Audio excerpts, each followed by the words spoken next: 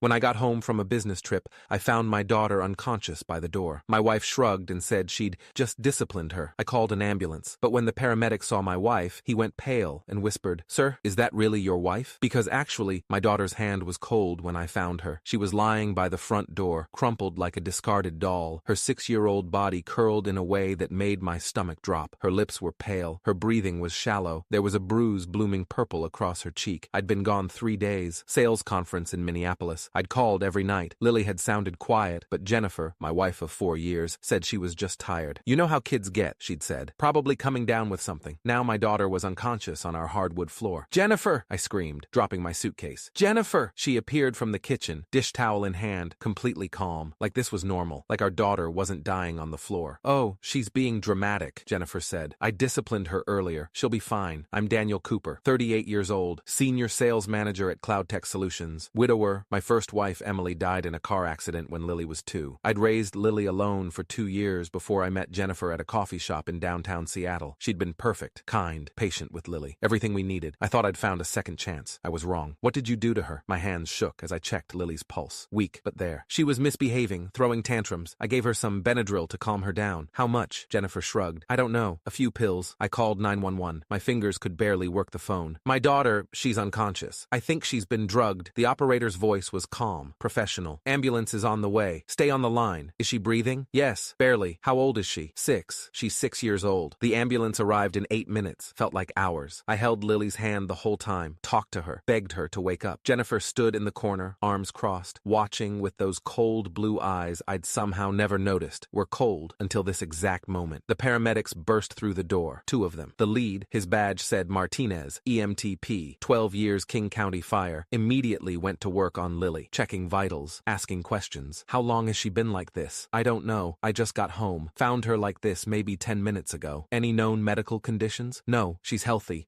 Martinez looked up at Jennifer. His face changed, went from professional concern to something else. Recognition, fear. He stood up slowly, walked toward her, stared. "Sir," he said quietly, not taking his eyes off my wife. "Is that really your wife?" "Yes, Jennifer. Jennifer Walsh." "Why? What's her maiden name?" "Morrison. Jennifer Morrison." "Why are you—" Martinez pulled out his phone, typed something, showed me the screen. It was a news article from Portland, Oregon, dated November 2021. The headline, "Woman arrested in child abuse case. Stepson hospitalized with suspicious injuries." The photo showed a woman who looked exactly like my wife. Same blonde hair, same sharp features, same cold eyes, but the name was different. Sarah Jensen. "Because she's Sarah Jensen," Martinez said, his voice tight. "She was investigated in Oregon 2 years ago. Her stepson almost died." My blood turned to ice. "What are you talking about?" "Charges were dropped on a technicality. Something about chain of custody on the evidence. But that kid, Dylan Martin, 8 years old, he had the same symptoms I'm seeing here. Severe dehydration, unexplained bruising, sedatives in his system. His father didn't know until the school called CPS." I looked at my wife. She stood in the corner, arms still crossed, face completely blank, not scared, not surprised, just annoyed. "That's ridiculous," she said calmly. "I've never been to Oregon. This man is clearly confused." "Ma'am, I worked that case," Martinez said. "I was the paramedic who responded when Dylan was found unresponsive at school. I testified at the preliminary hearing. That's you. You're mistaken." Martinez turned to his partner. "Load her up. Priority 1, possible drug overdose and suspected abuse. I'm calling this in." They strapped Lily to the gurney, so small, so pale, my baby girl. "I'm riding with her," I said. "Sir, you should follow in your car." "I'm riding with her," Martinez nodded. "Understood." As they loaded Lily into the ambulance, I looked back at Jennifer. She was already on her phone, texting someone, completely calm. The ambulance ride took 17 minutes. 17 minutes of watching Lily's chest rise and fall weakly. 17 minutes of Martinez explaining what he knew. "The Oregon case was bad," he said quietly. "Kid was hospitalized 3 times in 6 months. Always when the dad was traveling for work. Always with the stepmom's explanation that he was clumsy, accident-prone, sickly. The 3rd time, a nurse noticed the pattern, called authorities. What happened? They arrested her. Sarah Jensen. But her defense attorney got the evidence thrown out. Something about the blood tests being improperly logged. Without that, they couldn't prove she'd drugged the kid. Case fell apart. She disappeared before they could file new charges." "And you're sure it's her?" "I'm positive. I'd recognize that face anywhere. Haunted me for months." At Seattle Children's Hospital, they rushed Lily into emergency. I paced in the waiting room while they ran tests, called her pediatrician, called my mother, called my boss, didn't call Jennifer, didn't want to hear her voice. At 11:47 p.m., Dr. Patricia Chen came out, 46 years old according to the hospital website, 22 years in pediatric emergency medicine. Her face was grim. "Mr. Cooper, your daughter has been drugged with diphenhydramine, that's Benadryl, at levels consistent with a 150-pound adult dosage. She's also severely dehydrated, malnourished, and has bruising consistent with physical abuse. We found older bruises in various stages of healing. My knees went weak. I sat down hard. How long? I asked. Based on the malnutrition and dehydration? Weeks, maybe months. The bruising patterns suggest ongoing physical abuse over an extended period. I've been home. I would have noticed. Mr. Cooper, abusers are very good at hiding what they do. And you said you travel frequently for work? 2 to 3 times a month, usually 3 or 4 days at a time. That's when it would have happened, when you weren't there to see. A police officer arrived. Detective Raymond Foster, Seattle PD Child Abuse Unit, 19 years on the force. He took my statement, asked about Jennifer, asked about our marriage. I told him everything. How we'd met 4 years ago, how she'd seemed perfect, how Lily had seemed to like her at first. At first? Foster asked. The last year, Lily's been different, quieter, more anxious. I thought it was just adjustment. New school, growing up, her mom being gone. I never thought, Mr. Cooper, I need to ask, did you ever see your wife hurt Lily? No, never. I would have. Did Lily ever say anything? I thought back, tried to remember. There was something. 6 months ago, Lily had asked me, Daddy, does Jennifer love me? I'd said, of course she did. Asked why she'd ask that. She's just different when you're not home. Different how? Just different. I'd brushed it off. Thought Lily was being sensitive. Thought she was still struggling with having a stepmom instead of her real mom. God, how could I have been so blind? I need to talk to your wife, Foster said. She's at our house, 2847 Maple Avenue. He left. I stayed with Lily. She woke up around 2 a.m., groggy, confused. When she saw me, she started crying. I'm sorry, Daddy. I'm sorry. I didn't mean to be bad. Baby, you're not bad. You're not bad at all. Jennifer said I was bad. Said I deserved it. Said if I told you, nobody would believe me because I'm just a kid and she's the grown-up. My heart shattered into 1,000 pieces. I believe you, sweetheart. I believe you completely. Jennifer came home that night like nothing had happened. Detective Foster had gone to our house, but she'd refused to answer questions without a lawyer. They couldn't arrest her. Not yet. Not without more proof. She texted me at 2:34 a.m. Where are you? I'm worried. I didn't respond. She texted again at 3:15 a.m. Dan, please. I know you're upset, but we need to talk. Lily has behavioral issues. I was just trying to help. She needs structure, discipline. You've been too soft on her since Emily died. I blocked her number. At 6:01 a.m., I called my buddy Marcus Chen. We'd gone to college together. He worked in tech security now, running his own firm specializing in digital forensics and background investigations. Marcus, I need everything you can find on Jennifer Walsh. Born 1985, married me in 2019. What's going on? I told him. Everything. He went quiet for a long time. I'll call you back, he said. He called back 2 hours later. Dude, your wife doesn't exist before 2018. What? No credit history. No social media before that year. Her driver's license was issued in Washington in 2018. Her social security number is real, but there's no employment history before 2018. No tax records, no college transcripts. It's like she appeared out of nowhere. My hands started shaking. Can people even do that? Sure, if they know what they're doing. Change your name, move states, create a new identity. Not exactly legal, but not impossible. Especially if you're running from something. I dug deeper. Found the Oregon case Martinez had mentioned. Spent 4 hours on Google, LexisNexis, public records databases. Found it. Sarah Jensen. Arrested November 2021 in Portland for felony child abuse. Her stepson Dylan Martin, 8 years old, hospitalized with drug overdose and suspicious injuries. Charges dropped January 2022 when evidence was ruled inadmissible. Subject failed to appear for rescheduled hearing. Warrant issued. There was a photo in the court records. Jennifer. Absolutely Jennifer. Same face, same cold eyes. I kept digging. Found another case. Phoenix, Arizona. March 2019. Rachel Morrison. Arrested for endangering a child. Stepdaughter, 7 years old. Found unresponsive at school. Same pattern. Drugs, malnutrition, bruising. Charges dropped when key witness, the father, refused to testify. Case notes indicated he'd been convinced his daughter was lying and threatened by the defendant. The case was sealed because the victim was a minor. But I found the father's name in related civil filings. Robert Morrison. He'd filed for divorce and emergency custody 3 months after the criminal case fell apart. I called information, got a number, left a voicemail. Mr. Morrison, my name is Daniel Cooper. I think my wife might be your ex-wife, Rachel. I need to talk to you. Please. It's about my daughter. He called back 30 minutes later. Is your daughter okay? His voice was rough, urgent. She's in the hospital. She'll survive, but she's a monster. The words came out flat. Dead. Rachel, whatever she's calling herself now, she gets off on it. Hurting kids, specifically stepkids. She finds single fathers, plays the perfect girlfriend, the devoted stepmom. Then once she's locked in, married, living together, integrated into the family, she starts. Starts what? Testing boundaries. Small punishments that escalate. Withholding food, restricting bathroom access, emotional abuse, then physical, then chemical. She drugs them to keep them compliant, to make them easy to control, and she times it for when the father is gone. Business trips, long work days, anytime she can be alone with the kid. Why? Power. Control. She told me once, during one of our fights before I realized what she really was, that children needed to learn their place, that they were manipulative little liars who deserved to be taught respect. He laughed bitterly. I actually believed her for a while. Believed my daughter was making things up for attention. How did you figure it out? My daughter collapsed at school. Nurse called an ambulance. Toxicology showed Benadryl, NyQuil, and traces of prescription sleep medication. My medication. Rachel had been drugging her for months, maybe longer. What happened to Rachel? She vanished. Day before the trial, she didn't show up. Left her phone, her wallet, everything. Just disappeared. By the time I found out she'd used a fake ID to board a bus to Nevada, she was gone. I'm so sorry. Don't be sorry. Stop her. I couldn't. But maybe you can. How's your daughter now? She's 12, in therapy. Still has nightmares. Still flinches when women raise their voices. Rachel destroyed something in her that I don't know if it'll ever come back. After I hung up, I sat in the hospital room and cried. Lily was asleep, hooked up to IVs, monitors beeping softly. She looked so small in that bed. I'd brought this monster into our home, into Lily's life, because I was lonely, because I wanted help, because I thought I was doing the right thing. I pulled up Jennifer's number, unblocked it, looked at our text history, messages from when we were dating. Sweet, charming. Can't wait to meet Lily. You're such a good father. I've always wanted to be a mom. All lies, all performance, all part of the con. I started building a case, called Marcus back. I need more. I need every name she's used, every place she's lived, every victim. On it, I called Detective Foster. I found 2 more cases. Oregon and Arizona. Same woman, different names. I have contact information for victims and case files. Mr. A. Cooper, I appreciate your initiative, but this is police work. With respect, Detective, the Oregon case fell apart because of mishandled evidence. The Arizona case fell apart because she manipulated the father. She's good at this. She's been doing it for years. If we don't build an airtight case, she'll walk again. Silence. Then, send me everything you have. Over the next 72 hours, I barely slept. Marcus found 2 more cases. 2017, Las Vegas. Julia Martinez arrested for child neglect. 6-year-old stepson hospitalized. Father refused to cooperate. Charges dropped. 2016, Sacramento. Michelle Chen investigated for abuse. 7-year-old stepdaughter. Case went nowhere because the child recanted her statement. Father married to Michelle for 3 more years before they divorced quietly. 5 cases, 5 different names, 5 different states. Same pattern, same woman. Marcus compiled everything into a digital dossier. Police reports, court records, hospital records, photos, news articles. It was devastating. She's a serial predator, Marcus said. This is what she does. It's not anger. It's not loss of control. It's deliberate, systematic. I contacted all the fathers. 3 of them agreed to talk. 1 refused, said he'd moved on, and didn't want to dredge up the past. 1 I couldn't locate. The Oregon victim, Dylan Martin, was now 10 years old. His father, Chris Martin, agreed to let Dylan participate if it would help put her away. I had an idea. Possibly insane, possibly brilliant. My company, Cloud Tech Solutions, was throwing its annual charity gala that Saturday. Big event, 200 attendees, major clients, C-suite executives, investors, local media covering the event because we were raising money for Seattle Children's Hospital. Jennifer loved these events, loved playing the devoted wife, loved networking, loved being seen. I called her, first time since the hospital. Dan, oh my God, I've been so worried. We need to talk. Yes,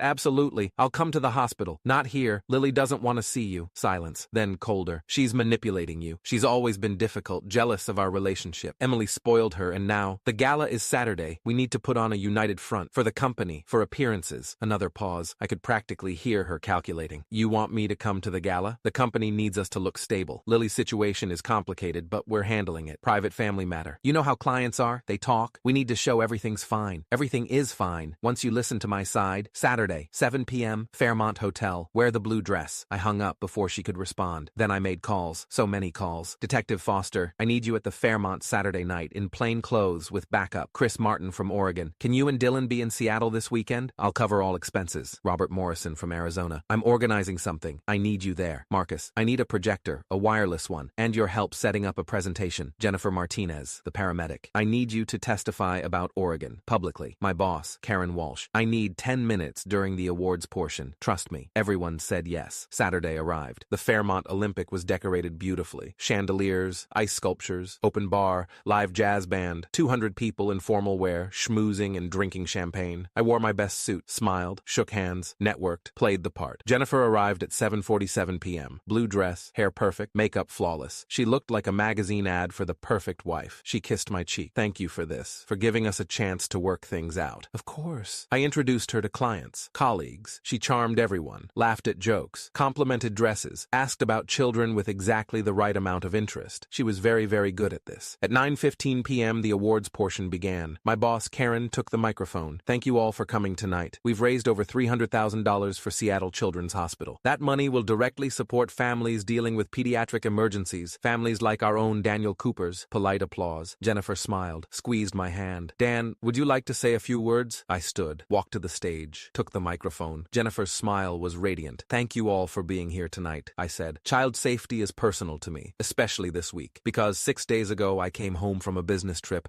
and found my 6-year-old daughter unconscious on our floor. The smile froze just for a second, then returned, but colder. She'd been drugged, starved, beaten while I was in Minneapolis selling software. Murmurs in the crowd. Jennifer's smile stayed fixed. I also learned something else. I learned that my wife has been abusing my daughter, systematically, for months. The smile cracked. But that's not all I learned. I nodded to Marcus. The projector lit up behind me. A photo appeared, Jennifer's face, but with different names. I learned that my wife isn't who she says she is. Jennifer Walsh. That's what she told me. But that's not her real name. Another slide. A mugshot. This is Sarah Jensen, arrested in Portland, Oregon, November 2021 for child abuse. Another slide. Different mugshot. This is Rachel Morrison, arrested in Phoenix, Arizona, March 2019. Another. Julia Martinez, Las Vegas 2017. Another. Michelle Chen, Sacramento 2016. The room was silent. 200 people staring. Phones coming out, recording. Same woman, same pattern. She finds single fathers, becomes the perfect girlfriend, the perfect stepmom. Then, when she's locked in, married, trusted, she starts hurting the children. Jennifer stood up. Her chair scraped loudly. This is insane. Daniel is having a breakdown. He's lying. That's my stepson. A voice from the back. Chris Martin stood up. Dylan beside him. The boy pointed at Jennifer. You almost killed me. You put pills in my food. You locked me in the closet. You told my dad I was lying. Another voice. Robert Morrison stood. You put my daughter in a coma. She was 7 years old. Jennifer's face twisted, the mask finally dropping completely. You people are... This is... Detective Foster stepped forward from the crowd. Plain clothes, but now showing his badge. Sarah Jensen, also known as Rachel Morrison, Julia Martinez, Michelle Chen, and Jennifer Walsh, you're under arrest for child endangerment, fraud, identity theft, and felony assault. She ran. Actually ran toward the exit, heels clicking on marble. The detective from Portland, Lauren Hayes, 16 years on the force, flown in specifically for this, stepped in front of the door. You also have an outstanding warrant in Oregon. You're not going anywhere. Foster and Hayes moved in. Jennifer fought, screamed, called me every name imaginable. You'll regret this, you manipulative bastard. You set me up. I smiled, couldn't help it. No, you'll regret thinking I wouldn't fight back. Every single person in this room is a witness. This footage, I pointed to the news crew in the corner, camera rolling, is already viral. You're done hiding. As they cuffed her, she looked at me, pure hatred in those cold blue eyes. Your daughter deserved it, she hissed. She was a whiny little brat just like all the others. The room gasped. The cameras kept rolling. They dragged her out. She was screaming the whole way. The gala dissolved. People talking, crying. Several clients hugged me, told me they were sorry, told me Lily was lucky to have me. The next morning, it was everywhere. News coverage, social media, serial child abuser exposed at charity gala. The video had 5 million views by noon. Jennifer, Sarah, Rachel, whatever her real name was, sat in King County Jail awaiting trial. No bail, flight risk, with a history of fleeing jurisdiction. Detective Foster built the case methodically. 5 states, 5 victims, forensic evidence, digital evidence, testimonies. The trial was 4 months later. Jennifer pleaded not guilty. Her lawyer tried to claim I'd set her up, that I'd fabricated evidence, that the victims were lying. Dylan Martin testified. 10 years old, voice shaking, but clear, described what she'd done to him, the pills, the punishments, the fear. Robert Morrison's daughter testified via video, now 12. She described being locked in bathrooms for hours, being told she was worthless, being drugged when she tried to tell anyone. Lily testified too. My brave, beautiful 6-year-old daughter told the jury about the punishments, the pills, the bruises, how Jennifer told her nobody would believe her, because kids are liars. The jury deliberated for 3 hours, guilty on all counts. Sentencing was 2 weeks later. Judge Patricia Moreno, 26 years on the bench, known for harsh sentences in child abuse cases. Ms. Jensen, or Walsh, or Morrison, or whatever your real name is, in my 26 years as a judge, I have never seen such calculated, systematic abuse of vulnerable children. You are a predator, a serial predator who specifically targets children who have already lost a parent, who are already vulnerable, already traumatized. You exploited grieving fathers and tortured innocent children for your own gratification. She sentenced Jennifer to 48 years in prison, 8 years for each victim, to be served consecutively. No possibility of parole for 20 years. Jennifer showed no emotion, just stared at the wall. Lily's in therapy now. Dr. Lisa Chen, PhD in child psychology, 17 years treating trauma in children. She has nightmares still, flinches sometimes when women raise their voices, but she's healing. She smiles again, really smiles, not the fake, scared smile she had when Jennifer lived with us. We moved. Couldn't stay in that house with those memories. Got a smaller place in a different neighborhood, just us. The other fathers reached out. We formed a support group, meet monthly, talk about healing. healing, about protecting our kids, about the warning signs we all missed. Dylan's doing better, so is Robert's daughter, so are the others, now that we've all connected and shared our experiences. 6 months after the sentencing, I got a letter from Jennifer, from prison. I almost threw it away, but curiosity won. Daniel, you think you won. You didn't. I'll be out in 20 years. I'm only 39. I'll have plenty of time to start over, find a new name, a new state, new victims. There are always single fathers looking for help, always lonely men who will believe anything, always children who are easy to hurt. You got lucky, you had resources, money, connections. Most of them don't. Most of them never figure it out until it's too late. I've hurt more kids than the 5 you found. Try 10, maybe 12. I've been doing this since I was 22. You only caught the recent ones, the sloppy ones. The others? I was careful. I was smart. Those families still think their kids are problems, still think they're the issue, not me. Sleep well knowing that. I showed it to Detective Foster. He showed it to the prosecutor. They used it to open investigations into her past. Found 3 more cases they're still building. The letter was evidence of consciousness of guilt. Might add more years to her sentence. I showed it to Dr. Chen during one of Lily's sessions. She's trying to maintain power, Dr. Chen said. Even from prison, she wants you to feel helpless, scared, to think she's still in control. Is she? No, she's in a cell. You and Lily are free. That's who won. She was right. Last week, Lily and I went to the park. She ran to the swings, laughed as she went higher and higher, called out, "Daddy, watch me." I watched her, my strong, brave little girl who survived a monster. And I thought about that letter, about Jennifer's claim that she'd won, that she'd do it again. Maybe she would. Maybe she'd get out in 20 years and try. But she'd have to do it with every news outlet in the country knowing her face, with every father and every support group spreading awareness, with every victim she'd tortured now empowered to speak up. She thought she was untouchable, thought she could keep hunting, keep hurting. She was wrong, because the thing about monsters, eventually they get caught. Eventually, the truth comes out. Eventually, the victims find each other, and the monster ends up alone in a cell, writing impotent threats, while the people they tried to destroy move forward with their lives. Lily jumped off the swing, ran to me, hugged my legs. "I love you, Daddy. I love you too, sweetheart. Is Jennifer ever coming back?" "Never, I promise." "Good. I like it being just us." "Me too, baby. Me too." We went home, made dinner together. She helped me stir the pasta, giggled when I let her taste the sauce. Normal, safe, free. Jennifer thought she'd won because she'd hurt so many kids and gotten away with it for so long. But she lost everything the moment she underestimated a father's love, and she'll spend the next 48 years knowing it.